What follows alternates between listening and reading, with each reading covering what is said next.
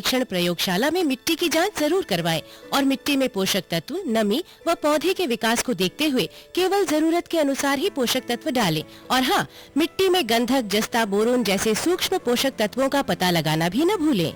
उर्वरक और जैविक खाद के सही उपयोग से भूमि का उपजाऊपन बनाए रखें, उत्पादकता बढ़ाएं, खर्चा घटाएं और बहुमूल्य विदेशी मुद्रा बचाने में भी सहयोग दें। और हाँ, धीमी गति से नाइट्रोजन उपलब्ध कराने वाले उर्वरकों जैसे नीम लेपित यूरिया को प्राथमिकता दें और यूरिया का पत्तों पर छिड़काव करें। अरे वाह, तू तो सचमुच समझदार हो गया रे। अधिक जानकारी के लिए संपर्क करें जिला कृषि अधिकारी या किसान कॉल सेंटर। अम्मा खाना दे दो ना। सबर कर गोलू, अभी दाल नहीं गली है। तू फिक्र ना कर गोलू की अम्मा, अब की बार अपनी दाल खूब गलेगी। क्या मतलब जी? अब की बार NFSM के तहत दाल की पैदावार को बढ़ाने के तरीकों को दिखाने के लिए देश में 1000 क्षेत्र चुने गए हैं, जिसमें हमारा इलाका भी आ गया है। पर इससे हमें क्या फायदा? हमें 5 एकड़ खेती के लिए खाद और कीटनाशक के अलावा बढ़िया बीजों की एक मिनी किट भी मिलेगी। इतनी दाल का करेंगे क्या जी?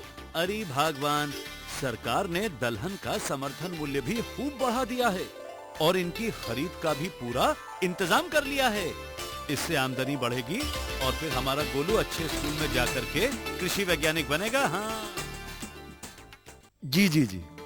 किससे बात कर रहे थे इतना हंस हंस कर? किसान कॉल सेंटर में विशेषज्ञ से खेती के बारे में सलाह ले रहा था। सुबह भी, रात को भी? किसान कॉल सेंटर सुबह 6 बजे से रात को 10 बजे तक खुलता है। रविवार को भी? साल के 365 दिन खुलता है। पर तुम ये सब क्यों पूछ रही हो? मैं तो कुछ और ही समझी थी। कृषि संबंधी समस्याओं का अपनी भाषा में तुरंत समाधान पाने के लिए पूरे भारत में किसी भी फोन से राष्ट्रीय हेल्पलाइन नंबर 1800-180-1551 पर संपर्क करें।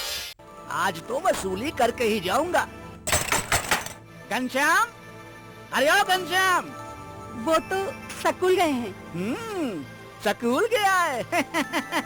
अरे बहाना तो ढंग का बनाती। हाँ लाला, मैं स्कूल ही गया था, फार्म स्कूल, जहाँ किसानों को सिखाई जाती है खेतों में पैदावार बढ़ाने की हर बात, जैसे मिट्टी के हिसाब से सही खाद, बढ़िया बीज और जरूरत के मुताबिक कीटनाशक, ताकि कम लागत में अधिक मुनाफा। ये पकड़ लाला, तेरा हिसाब साफ।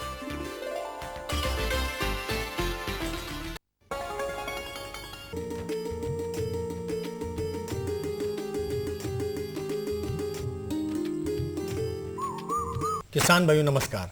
सभी दर्शकों का स्वागत है आपके अपने कार्यक्रम कृषि दर्शन में। दर्शकों, शुद्ध शहद जो हमारे शरीर के लिए बहुत ही लाभकारी है और साथ ही कई रोगों को खत्म भी करता है। लेकिन किसान भाइयों, अगर शुद्ध शहद चाहिए तो हमको मौन वंशों की देखभाल तो अच्छी करनी ही पड़ेगी। आइए जानकारी लेने के लिए हम बात करते हैं अमृत कुमार वर्मा से, जो मौन पालन इकाई लखनऊ से आए हैं। अमृत जी, आपका बहुत बहुत स्वागत हमारे कार्यक्रम कृषि दर्शन में। अमृत जी, जैसा कि हमारा आज का विषय है इस गर्मी में मौन वंशों की देखभाल, तो सबसे पहले तो ये जानना चाहेंगे कि मौन पालन आखिर है क्या? मौन पालन को मधुमक्खी पालन भी कहा जाता है। मधुमक्खियों की आदतों को जानकर, उनकी आवश्यकताओं को भली भांति समझकर, समयानुसार पूर्ति कर, कम से कम कष्ट पहुंचाकर अधिक से अधिक लाभ कमाने को ही मौन पालन कहा जाता है। मधुमक्खियों को अब इस समय गर्मी का समय आ रहा है, तो मधुमक्खियों की देखभाल करना अति आवश्यक है। मतलब कहीं ना कहीं ये जो बदलाव हुआ है मौसम में, कुछ समय पहले बरसात हो रही थी, उसके हल्की सी ठंड भी थी, अब जो बदलाव आ गया मौसम में, तो मधुमक्खियों की देखभाल भी काफी जरूरी हो गई है। तो डॉक्टर साहब, ये जानना चाहेंगे कि उपयुक्त समय क्या है मधुमक्खी पालन शुरू करने का? हाँ, मधुमक्खी पालन शुरू करने का उपयुक्त समय नवंबर से लेकर के मार्च तक का समय होता है। इसमें किसी भी समय शुरू किया जा सकता है। नवंबर से लेकर मार्च तक कर सकते हैं। तो अमृत जी, जो मार्च में हमारे किसान भाइयों ने जो मधुमक्खी पालन शुरू किया था, तो उसमें अभी क्या क्या काम कर सकते हैं, क्योंकि गर्मी का जो प्रकोप है वो धीरे धीरे बढ़ रहा है और मधुमक्खियां में कहीं नुकसान ना हो जाए। जी, इस समय जो अभी बारिश हुई है अचानक, इससे बी फ्लोरा समाप्त हो गया है। इससे हमें मधुमक्खियों को काफी देखरेख करने की आवश्यकता है, क्योंकि गर्मी बढ़ रही है, बी फ्लोरा समाप्त हो रहा है।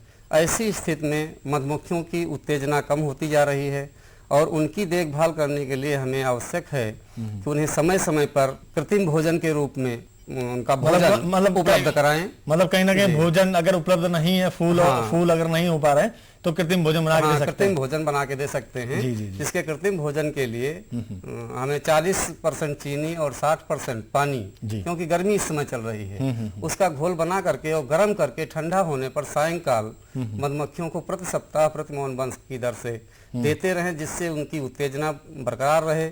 ऐसा न करने से उनके अंडे डालने की जब क्षमता कम हो जाती है, भोजन के अभाव में मौन वंश हमारे कमजोर होते रहते हैं। तो जब मधुस्राव सीजन आता है तो जब कमजोर मौन वंश हमारा होगा तो शहद उत्पादन बहुत ही कम मात्रा में देगा, जिससे उसके किसी भी प्रकार से छत पूर्ति नहीं हो सकती है। तो छत पूर्ति पहले से ही हम उसे मेंटेन रखें कि मौन वंशों को जैसे कृत्रिम भोजन के रूप में हम चीनी का घोल दे रहे हैं, उनकी पराग पूर्ति के लिए हम पराग की व्यवस्था करें। डॉक्टर, पराग पूर्ति के लिए आपने कहा कि पराग की व्यवस्था कर सकते हैं जी, पराग की व्यवस्था कैसे कर सकते हैं? हाँ, पराग उस समय जब हमारा पीक सीजन चलता रहे, अक्टूबर से मार्च के महीने में, मतलब जिस समय पीक का मतलब जिस समय सबसे ज्यादा फूल होते हो रहा है, हाँ, तो उस समय हम पालन ट्रे मौन वंश में लगा करके और पालन को एकत्र भी कर लेते हैं। उस पालन को सुखा करके इस आपात स्थिति के लिए रख लेते हैं कि जब हमें मधुमक्खियों के लिए बी फ्लोरा नहीं मिलेगा तो हम उस पालन को अपने कृत्रिम भोजन में मिला करके उसको मधुमक्खियों को दे सकते हैं, और उसको सूखे पाउडर बना करके सूखे रूप में भी दिया जा सकता है। और जब ऐसी स्थिति हो कि पराग भी मेरे पास ना हो तो चने का आटा है, सोयाबीन का आटा है, इनको मिला करके और मधुमक्खियों को जहाँ पर मधुमक्खियाँ लगी हों वहाँ पर ट्रे में रख देते हैं और मधुमक्खियाँ अपने आप पराग लेती रहती हैं और अपना भोजन करती रहती है। अमृत जी, सबसे जरूरी जो बिंदु समझ में आ रहा है वो ये कि मौन पालन अगर हमारे किसान भाइयों को शुरू करना है तो इन मधुमक्खियों की व्यवस्था कहाँ से करेंगे? क्योंकि मधुमक्खियां अच्छी होंगी तभी उत्पादन अच्छा होगा। शायद मधुमक्खियों की व्यवस्था सर, जो हमारे पुराने बीकीपर हैं या हमारे राजकीय सेंटर हैं, 15 राजकीय उप सेंटर हैं हमारे, 12 उप केंद्र हैं और 4 केंद्र हैं, वहां से क्रय की जा सकती है किसी भी समय और कभी भी।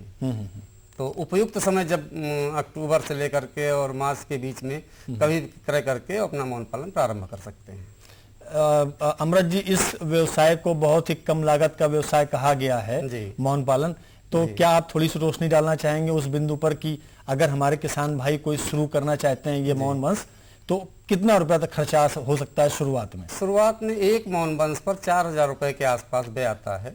और अगर हमारा प्रकृति साथ देती रही, कोई आपदा ना आई, तो 1 वर्ष में उसका पैसा वापस हो जाता है। इतना उत्पादन हो जाता है शहद का कि उसको बेच करके और 1 वर्ष में उसका लागत निकल आती है और अगले वर्ष से उसको प्रॉफिट मिलना शुरू हो जाता है। और लागत जो मूल मौन वंश है तो वो तो अपना रहता ही है, उसको प्रॉफिट भी आप मान सकते हो, लेकिन 1 वर्ष में पूरी लागत वापस आना और अगले साल से हमें 4000 से 5000 रुपए पर मौन वंश प्रॉफिट होने लगता है। मतलब कहीं ना कहीं 1 साल में जो हमारी लागत है वो निकल आती है। अमृत जी, ये भी जानना चाहेंगे कि जो मौन वंश हमारे एक बार में लगाया जाता है शुरुआती दौर में, तो ये कितने साल तक चलता रहता है? मतलब कब बदलने की जरूरत होती है कि हमको अब दूसरा मौन वंश लगाना है? हमें उसके बदलने की आवश्यकता नहीं होती है भैया जी। उसमें हम रानी मौन बदलते रहते हैं और नए छत्ते बनवाते रहते हैं। हर साल प्रयास ये करते हैं कि 25% छत्तों को नष्ट करते रहें। जो हमारे पुराने काले छत्ते पड़ जाएं उनको 25% छत्ते मौन वंश के नष्ट कर दें और उसमें मोमी छत्ताधार लगाकर नए फ्रेम दे करके नए छत्ते का निर्माण करा लें। ऐसी स्थिति में हमें मौन वंश बदलना नहीं पड़ता है। उसी मौन वंश से विभाजन करके 1 से 2 मौन वंश तैयार भी किए जा सकते हैं। आपने कहा कि 25% मौन वंश जो रहते हैं पुराने, उनको जो है एक मौन वंश में 20 छत्ते होते हैं। हाँ, जो छत्ते रहते हैं उसमें 25% तक ऐसे छत्ते होते हैं जिनको हमको नष्ट करना होता है और बाकी आगे चलते रहते हैं। तो हमारे किसान भाई ये कैसे निर्धारण करेंगे कि इन छत्तों को नष्ट करना है? कुछ खास पहचान है इन चीजों की? जो छत्ते अधिक काले पड़ जाएं और टूटे फूटे हो जाएं, जो काम लायक वो एहसास होता रहता है कि ये छत्ता काला पड़ गया है, इसको जो है हम हटा दें और नया छत्ता के निर्माण करा लें। इस तरह से हमारा मौन वंश कभी कमजोर नहीं होता है और छत्ते हमारे बदलते रहते हैं, जिससे कि हमारे उत्पादन पे कोई प्रभाव नहीं पड़ता है। ये जो आप छत्ते बदलने की बात कर रहे हैं, ये क्या छत्ते हमारे किसान भाई ही जो है वहां पर उसको बढ़ा लेंगे या कहीं से खरीद के लाना पड़ेगा? हमें जो है मोमी छत्ताधार एक होता है जी। जो एक फ्रेम में लगाया जाता है, उसे न्यू मान के चलिए आप कि उसे हम आधार देते हैं, उससे हमारी मधुमक्खियां ही नए छत्ते का निर्माण कर लेती हैं। हमें किसान भाई को निर्माण करने की जरूरत नहीं है, उसकी आवश्यकता के अनुसार हम एक एक छत्ता मौनवंश को देते रहते हैं और मधुमक्खियां हमारी छत्ते का निर्माण करती रहती हैं। उसमें हमें कुछ नहीं करना है, हमें केवल उनकी आवश्यकताओं को देखते रहना है। और अमृत जी, ये मौसम जो बहुत ही ज्यादा गर्म एकदम से बढ़ता जा रहा है, तो ऐसे में कुछ विशेष सुझाव हमारे किसान भाइयों क्या देना चाहेंगे जो मधुमक्खी पालन कर रहे हैं उनके लिए? हाँ भैया, उनको इस समय सुबह और शाम बक्से पर जूट का बोरा भिगो के डालना चाहिए और सुबह शाम उसमें पानी डालते रहना चाहिए। दिन में कम से कम 2 बार जरूर डालें, जिससे कि मौने जो है अपना तापक्रम मेंटेन रखें। बक्से के नीचे स्टैंड लगा दें, उसके नीचे प्याली लगा दें, प्यालियों में पानी भर दें, जिससे कि मधुमक्खियों को चींटों से सुरक्षा भी उनको मिलती रहेगी और बोरे को तर्क करते रहेंगे तो मधुमक्खियां अपना तापक्रम मेंटेन, मतलब कहीं ना कहीं तापक्रम को अगर सामान्य रखा जाए तो मधुमक्खियों को बचाव कर सकते हैं। डॉक्टर साहब, आपने बहुत ही उत्तेजना कम नहीं होगी। डॉक्टर साहब आपने बहुत ही जरूरी जानकारी दी, इसके लिए आपका बहुत बहुत धन्यवाद।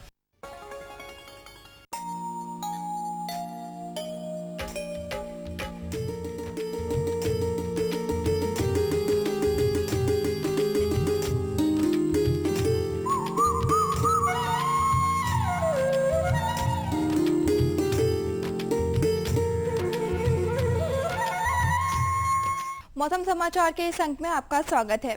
पिछले दिनों प्रदेश का अधिकतम तापमान 39 डिग्री सेल्सियस तथा न्यूनतम तापमान 23 डिग्री सेल्सियस दर्ज किया गया।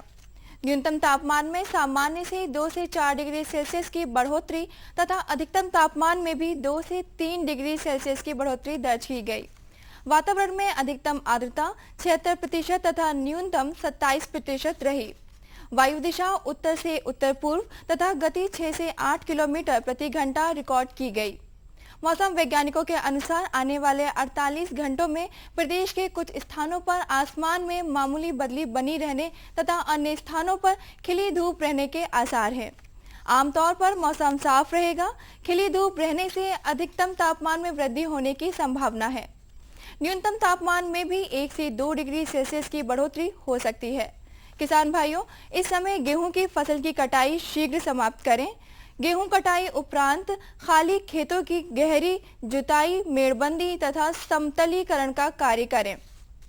धान की नर्सरी की बुआई हेतु खेत की तैयारी करें और बुआई से पूर्व 50 किलोग्राम फास्फोरस प्रति हेक्टेयर की दर से खेत की मिट्टी में मिलाएं। ऊसर भूमि सुधार हेतु जिप्सम अथवा पाइराइट का प्रयोग करें तथा खेत में जल भरकर रिसाव करें। किसान भाई, इस मौसम में अरहर की अल्पकालीन प्रजातियों की बुआई के लिए खेत की तैयारी का कार्य शुरू कर सकते हैं। इस समय गेहूं कटाई के उपरांत खाली खेतों के लिए आवश्यक हरी खाद, ढेंचा व सने की बुआई करें।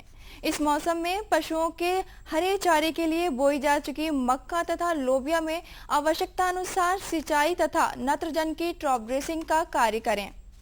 मेंथा की खेती में 10 से 12 दिनों के अंतराल पर आवश्यकता अनुसार सिंचाई तथा केवल एक बार निराई गुड़ाई का कार्य करें तथा नत्रजन की 40 से 50 किलोग्राम मात्रा प्रति हेक्टेयर की दर से प्रयोग करें। कद्दू वर्गीय सब्जियों जैसे करेला, लोबिया, तरोई, लौकी आदि में फलछेदक कीट लगने की संभावना इस मौसम में हो सकती है, अतः निगरानी करते रहें और प्रकोप होने पर नीम ऑयल की 15 से 20 मिलीलीटर मात्रा प्रति लीटर पानी की दर से घोल बनाकर 3 से 4 छिड़काव 8 से 10 दिनों के अंतराल पर करें। यदि किसी अन्य रोग के लक्षण दिखाई दें तो उसके नियंत्रण हेतु डाइथेन M45, मैंकोजेब 2.5 ग्राम या कॉपर ऑक्सीक्लोराइड 3 ग्राम प्रति लीटर पानी की दर से 15 दिनों के अंतराल पर 3-4 छिड़काव करें। तापमान बढ़ने के साथ आम के बागों में नमी बनाए रखें ताकि फलों की बढ़वार ठीक से हो सके और फल कम गिरें। केले की खेती में इस समय पनधब्बा रोग प्रकोप हो सकता है, अतः इसका नियंत्रण के लिए कार्बेंडाजिम 1 ग्राम प्रति लीटर पानी की दर से घोल बनाकर छिड़काव करें। तो किसान भाइयों, ये थे आज के अंक के मौसम समाचार। अगले अंक में फिर उपस्थित होंगे, तब तक के लिए नमस्कार।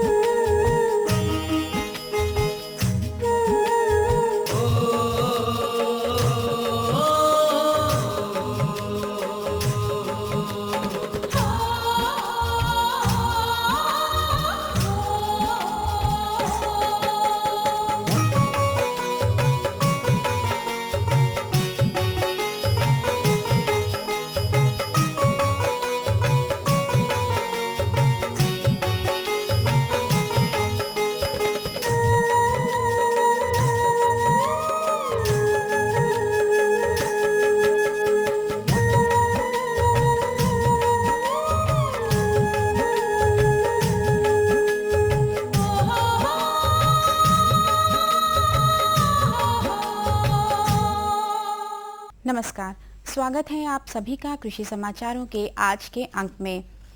सबसे पहले नजर आज की खास खबरों पर। कृषि तकनीक से बढ़ाएं अपना उत्पादन, केंद्र सरकार खरीदेगी 2.8 करोड़ टन गेहूं। भूकंप ने तोड़ा नेपाल और बनारसी तुलसी का रिश्ता। पश्चिमी यूपी की गन्ना मिलों पर ज्यादा बकाया। मौसम की मार ने कम की दलहन की पैदावार। और उत्तर प्रदेश में किसानों को बांटे गए 1070 करोड़ रुपए। अब समाचार विस्तार से।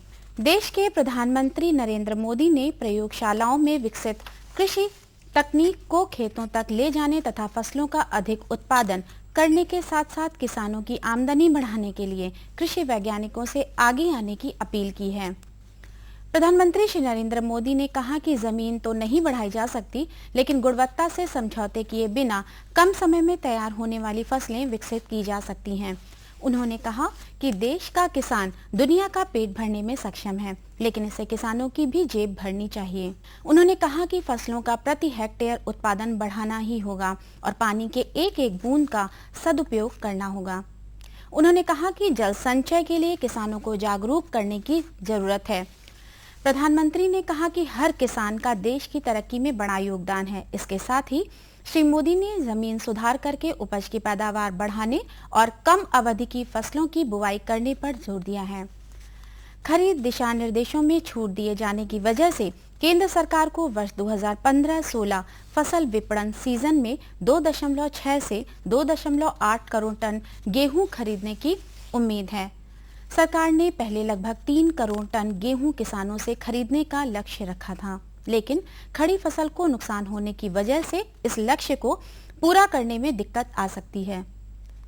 हालांकि 1 महीने बाद अधिकारियों का कहना है कि यह खतरा लगभग टल ही गया है, क्योंकि किसी निजी खरीद एजेंसी की ओर से बड़ी खरीदारी न करने की वजह से भारतीय खाद्य निगम और राज्य एजेंसियां 2.6 से 2.8 करोड़ टन गेहूं खरीद सकती हैं। नेपाल में आए भूकंप का असर वाराणसी की तुलसी पर भी पड़ रहा है। तुलसी की बड़ी खेप वाराणसी के विभिन्न क्षेत्रों से नेपाल भेजी जाती रही है, लेकिन भूकंप के चलते आवागमन बहुत अधिक प्रभावित हुआ है, जिसके चलते तुलसी और तुलसी की माला नेपाल तक नहीं पहुंच पा रही है। वहीं पर्यटकों के बीच तुलसी माला की मांग में भी कमी आई है। वाराणसी जिले के विभिन्न ग्रामीण इलाकों के किसान तुलसी और तुलसी की माला लेकर मलदैया स्थित फूल मंडी पहुंचते हैं, जहां पहले से मौजूद नेपाल के कारोबारियों के स्थानीय प्रतिनिधि किसानों से तुलसी और तुलसी की माला थोक भाव में खरीद लेते हैं।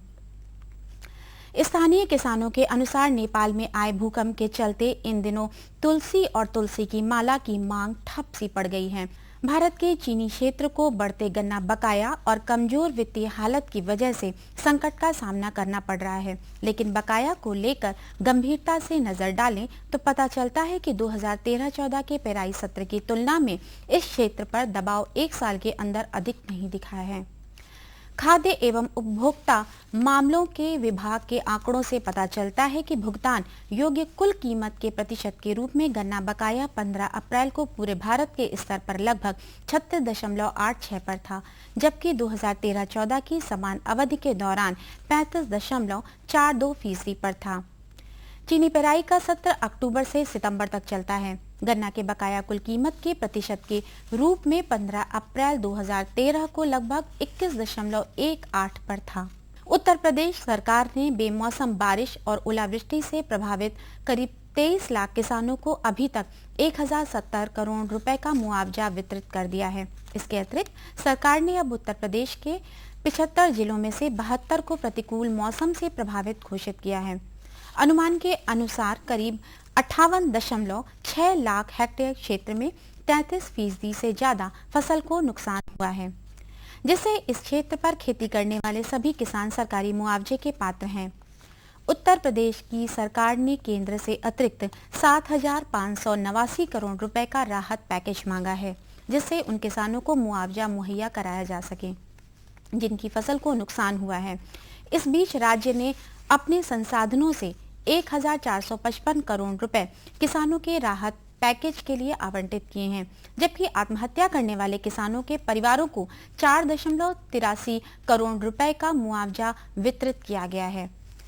प्रदेश में दलहन उत्पादन के लिए बड़ी मंडियों में शुमार बुंदेलखंड का ललितपुर जिला इस वर्ष दलहन उत्पादन के क्षेत्र में पिछड़ता नजर आ रहा है। जिले की विभिन्न मंडियों में शुरुआती आवक के रुझानों के हिसाब से बेमौसम हुई बरसात ने दलहनी फसलों को बर्बाद कर दिया है। ऐसा नहीं है कि मौसम के बदलाव से ही दलहन के उत्पादन में कमी आई हो। एक ही फसल का लगातार उत्पादन, अंधाधुंध रासायनिक उर्वरकों के उपयोग से भी जनपद में मसूर, चना तथा मटर के उत्पादन में अपेक्षाकृत कमी आई है। फिलहाल मंडी में मसूर की आवक अपेक्षाकृत न के बराबर हो रही है और इस साल मई तक चलने वाले पूरे सीजन 200 से 250 कुंतल मसूर की आवक भी मुश्किल दिखाई दे रही है। बुंदेलखंड की प्यासी धरती होने के बावजूद भी जिले में भारी मात्रा में चना और मसूर उत्पादन होता था, जिसका किसानों ने जमकर फायदा उठाया। लेकिन अब मंडियों से मसूर समेत अन्य दलहनी फसलें गायब सी नजर होती आ रही हैं। कृषि विशेषज्ञों के अनुसार धरती की उर्वरा शक्ति पुनर्जीवित करके अच्छा फलोत्पादन प्राप्त किया जा सकता है। विशेषज्ञ कहते हैं कि रासायनिक उर्वरकों तथा कीटनाशकों के उपयोग से भूमि की संरचना में भी गड़बड़ी आ गई है और केचुआ जैसे किसान मित्र कीट भी समाप्त होते जा रहे हैं। मिट्टी की उर्वरा शक्ति में सुधार के लिए फसल चक्र का अपनाया जाना बेहद जरूरी है। साथ ही उर्वरकों का उपयोग, खेतों की मिट्टी का परीक्षण कराने के उपरांत आवश्यक तत्वों का उपयोग निर्धारित मात्रा में करना चाहिए।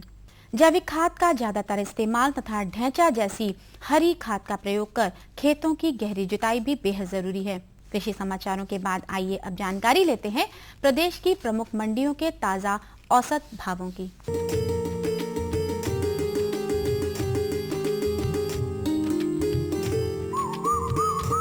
मंडी भावों में आज सबसे पहले हम बात करते हैं गेहूं के औसत भावों की। लखनऊ की मंडी में गेहूं 1545 रुपए, इलाहाबाद की मंडी में 1480 रुपए, कानपुर की मंडी में 1450 और वाराणसी की मंडी में गेहूं का औसत भाव 1490 रुपए प्रति कुंटल रहा। बात अगर चावल की जाए तो लखनऊ की मंडी में चावल 2250, इलाहाबाद में 2120, कानपुर में 2170 और वाराणसी में चावल का भाव 2200 रुपए प्रति कुंटल रहा। बात अगर अरहर की औसत कीमतों की करें तो लखनऊ की मंडी में अरहर 5600 रुपए, इलाहाबाद की मंडी में 5570 रुपए, कानपुर की मंडी में 5650 रुपए और वाराणसी की मंडी में अरहर का भाव 5880 रुपए प्रति कुंटल रहा। मूंग की औसत कीमतों की बात करें तो लखनऊ की मंडी में मूंग 6900 रुपए, इलाहाबाद की मंडी में 6750 रुपए, कानपुर की मंडी में 7000 रुपए, वाराणसी की मंडी में मूंग का भाव 7150 रुपए प्रति कुंटल रहा। सब्जियों में टमाटर पर नजर डालें तो लखनऊ की मंडी में टमाटर 1250 रुपए, इलाहाबाद की मंडी में 1400 रुपए, कानपुर की मंडी में 1310 रुपए और वाराणसी में टमाटर 1280 रुपए प्रति कुंटल के हिसाब से बिका। इसी तरह सब्जियों में प्याज के भावों की बात करें तो लखनऊ की मंडी में प्याज 1225 रुपए, इलाहाबाद की मंडी में 1400 रुपए, कानपुर की मंडी में 1340 रुपए और वाराणसी में 1300 रुपए प्रति कुंटल प्याज का भाव रहा। लहसुन की औसत कीमतों की बात करें तो लखनऊ की मंडी में लहसुन 4500 रुपए, इलाहाबाद की मंडी में 4550 रुपए, कानपुर की मंडी में लहसुन 4200 रुपए और वाराणसी की मंडी में लहसुन का भाव 4485 रुपए प्रति क्विंटल रहा। और अब एक नजर आलू के औसत भावों पर भी। लखनऊ की मंडी में आलू का भाव 600 रुपए, इलाहाबाद की मंडी में 650 रुपए, कानपुर की मंडी में 510 रुपए और वाराणसी की मंडी में आलू का भाव 675 रुपए प्रति क्विंटल रहा। अब एक नजर पपीते की औसत कीमतों पर भी। लखनऊ की मंडी में पपीता 1280 रुपए, इलाहाबाद की मंडी में 1300 रुपए, कानपुर की मंडी में 1200 रुपए और वाराणसी की मंडी में पपीते का भाव 1340 रुपए प्रति क्विंटल रहा। फलों में सेब के भावों पर बात करें तो लखनऊ की मंडी में सेब 6200 रुपए, इलाहाबाद की मंडी में सेब 6450 रुपए, कानपुर की मंडी में 6510 रुपए और वाराणसी की मंडी में सेब का औसत भाव 6600 रुपए प्रति क्विंटल रहा। तो किसान भाइयों, ये थे आज के कृषि समाचार और मंडी भाव। अगले अंक में हम फिर लेकर आएंगे कृषि जगत से जुड़ी नई नई जानकारियां और मंडी भाव। तब तक के लिए दीजिए अनुमति। नमस्कार।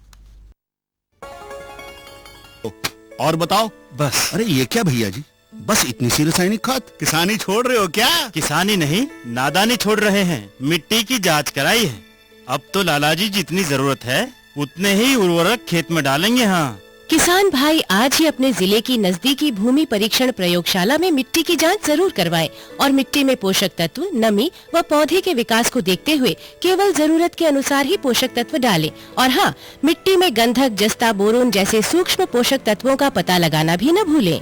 उर्वरक और जैविक खाद के सही उपयोग से भूमि का उपजाऊपन बनाए रखें, उत्पादकता बढ़ाएं, खर्चा घटाएं और बहुमूल्य विदेशी मुद्रा बचाने में भी सहयोग दें। और हाँ, धीमी गति से नाइट्रोजन उपलब्ध कराने वाले उर्वरकों जैसे नींद लेपित यूरिया को प्राथमिकता दें और यूरिया का पत्तों पर छिड़काव करें। अरे वाह, तू तो सचमुच समझदार हो गया रे। अधिक जानकारी के लिए संपर्क करें जिला कृषि अधिकारी या किसान कॉल सेंटर।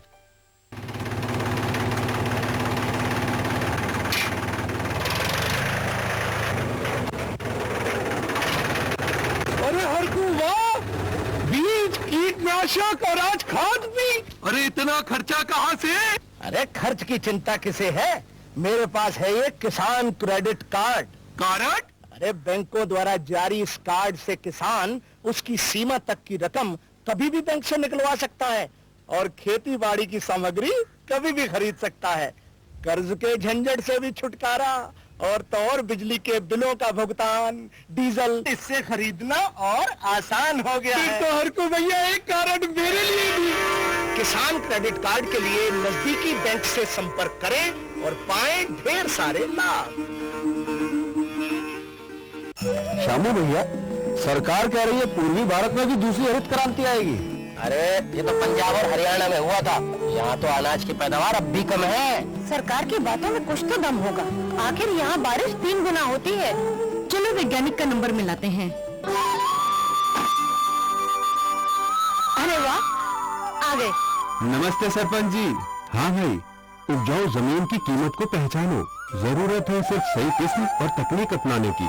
पूर्वी भारत में सरकार कम गहरे नलकूप और बोरवेल के निर्माण के लिए सहायता दे रही है। लेकिन सरकार से और मिलेगा क्या? भरपूर मदद, जमीन की तैयारी से लेकर फसल की कटाई तक तकनीकी सलाह। 1000 हेक्टेयर के सैकड़ों क्षेत्रों में चावल और गेहूं के खास प्रदर्शन भी चल रहे हैं। अरे वाह, फिर तो हमारे खेत भी लहला उठेंगे। क्या ये सपना सच होगा? हाँ जरूर, पूर्वी भारत अब हरित क्रांति का अग्रदूत होगा।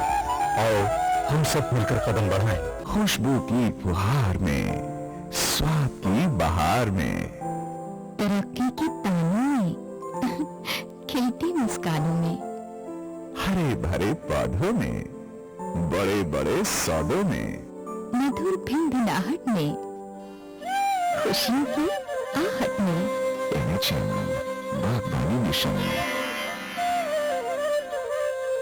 हमारी चाहत, आपकी मुस्कुराहट।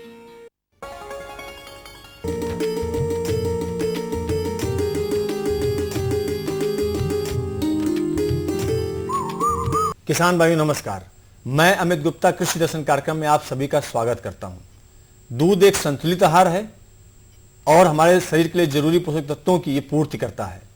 और ये तो आप सभी जानते हैं कि अगर जानवरों से अच्छा दूध लेना है तो उनके भोजन, खासतौर पर हरे चारे का इंतजाम तो गर्मियों में अच्छा करना ही पड़ेगा। इसी विषय पर जानकारी देने के लिए आज हमारे बीच हैं डॉक्टर राकेश कुमार सिंह, विषय वस्तु विशेषज्ञ, कृषि विज्ञान केंद्र लखनऊ से। डॉक्टर आपका स्वागत है हमारे कार्यक्रम कृषि दर्शन में।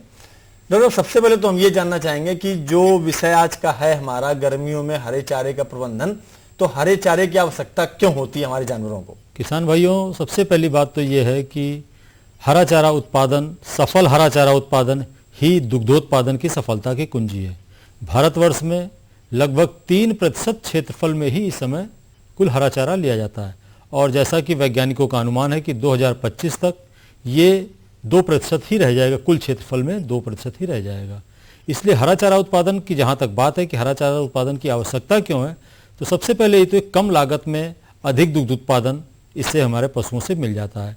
पशु उत्पादन, दुग्ध उत्पादन के साथ साथ पशु के शरीर की वायु संरचना में, उसके स्वास्थ्य में, उसको संपूर्ण और संतुलित आहार देने के लिए भी हरे चारे की आवश्यकता है। हरा चारा अगर हम अपने पशुओं को